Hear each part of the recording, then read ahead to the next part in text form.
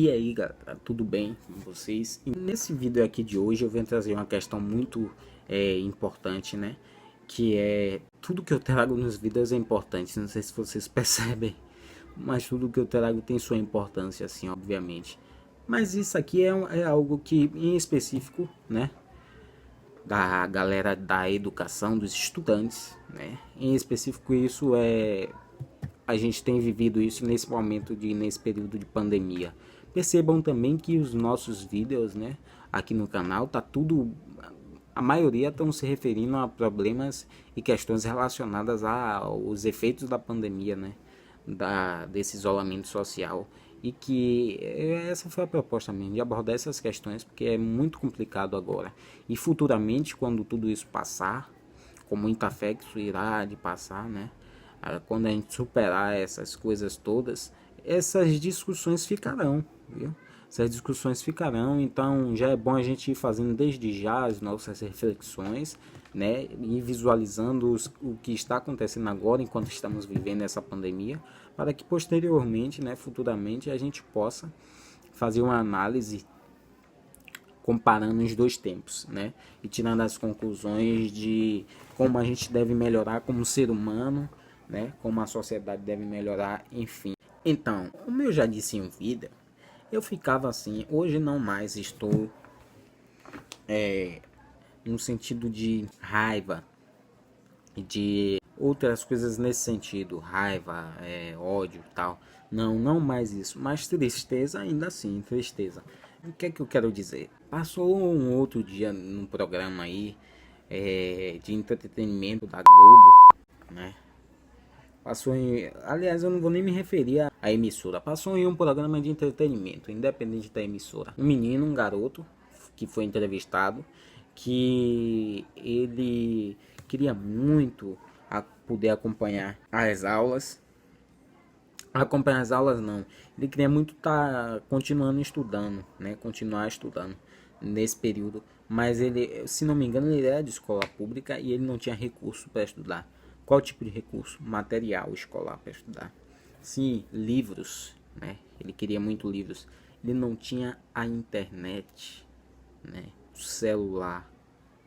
Ele não tinha internet, computador. Ele não tinha. Não sei, não me lembro exatamente se o celular, mas eu sei que a internet e o computador, esses dois eu tenho certeza de que ele não tinha. Então, é muito complicada essa situação, né? Porque eu até fiquei muito triste mesmo, emocionado com aquela história daquele menino, porque ele fazia um apelo, ele fez um apelo para uma pessoa conhecida, muito conhecida na rede social. Ele fez um apelo para que essa pessoa divulgasse para ele o pedido de que outros estudantes emprestassem, outros estudantes que tinham mais condições, emprestassem a ele um livro para que ele pudesse estudar durante esse período agora de pandemia. Ele é pré-vestibulando, era aluno do terceiro, é aluno do terceiro ano. Tô falando no passado, mas é porque eu vi a reportagem no passado. Mas o rapaz está vivo, o garoto, o adolescente, e ele está estudando para o Enem, dentro de casa, em suas condições lá que ele pode, mas ele não deixou de estudar por isso. Então esse menino, ele relatou isso, que ele não tinha recurso suficiente como ele queria para poder estudar. Uma internet boa, né, de qualidade como muitos têm, e ainda assim não aproveitam desse recurso para poder estudar, enquanto outros que não têm querem esse recurso, justamente para esse bom proveito. E aqui vai essa alerta, né? A nós que temos o Google à nossa disposição 24 horas, temos que entender e sacar que a gente está em um lugar de privilégio, porque a tecnologia não chegou a todos ainda, né? Esse capitalismo, né? Essa globalização, ela exclui muita gente, né? Ela exclui muita gente, isso é inegável. E esse menino, esse garoto é um desses excluídos, porque não tem desse recurso tecnológico e ainda por cima o recurso físico material, que é o que os estudantes normalmente gostam, né? Do livro físico. Ele tinha, eu acho que ele tinha um livro de história, era um livro de literatura, em que ele lia esse livro, estava quase terminando o livro todo de ler, Mas não tinha outros para estudar. E ele queria isso, emprestado. Nem que fosse emprestado, né, o livro. Não, nem que não desse a ele, mas que fosse um livro emprestado somente para ele estudar para o Enem, para ele se preparar. Né? E aí a gente tem ministro da educação, a gente tem governante que não está nem aí para o Enem, né? Que quer botar a galera para fazer o Enem pelo computador. EAD à distância, fazer o Enem à distância. E aí eu me pergunto, como é que isso pode ocorrer, né? Fica essa reflexão aí pra gente acerca disso. Nós sabemos que o nosso país ainda é muito desigual. O Brasil é considerado ainda um país onde a extrema pobreza ainda existe, né? O Brasil é considerado um país nesse sentido ainda. Então, onde um lugar, né, um país de dimensão continental, né, de extensão de território, que eu me refiro, que não dispõe de tecnologia de inclusão para todos, eu digo todos, sim, todos. A exceção deve ser o quê? 100, 200, 300. Sim, é isso mesmo que eu estou falando. Para todos os alunos deve se dispor essa tecnologia, essa inclusão social. Mas infelizmente os nossos governantes não estão preocupados com isso. Estão preocupados só com os interesses deles. Os filhos deles estão estudando em conforto, com muito conforto, com professores particulares, mais de um professor. E isso é complicadíssimo para a educação do nosso país. Isso só reforça a desigualdade que é latente no nosso país. Essa foi a reflexão de que eu queria trazer, de que o nosso país, né, ainda não dispõe dessa questão da tecnologia.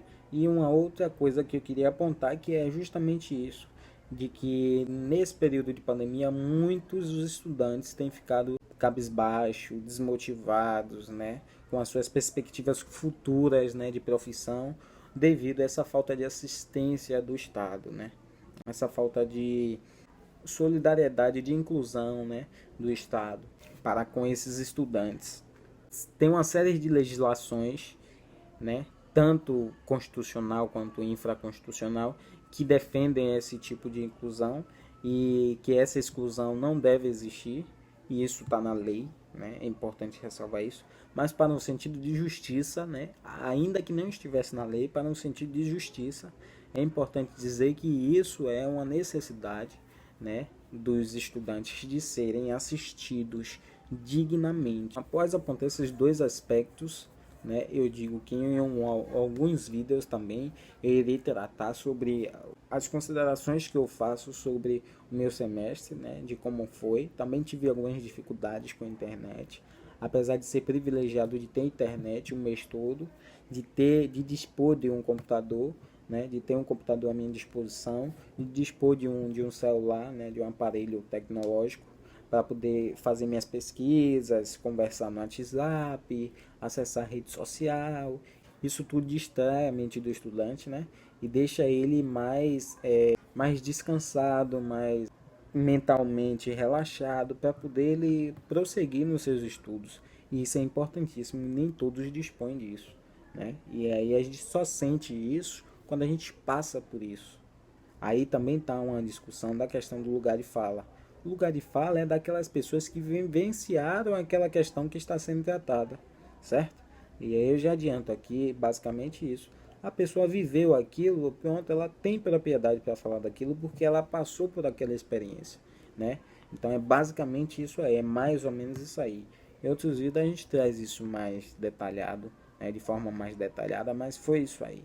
Eu espero que o vídeo tenha servido para a reflexão de todos. Eu gravarei mais vídeos nesse sentido e eu agradeço a vocês que assistiram até o final. Deixa o joinha aí e compartilha aí com a galera. Valeu!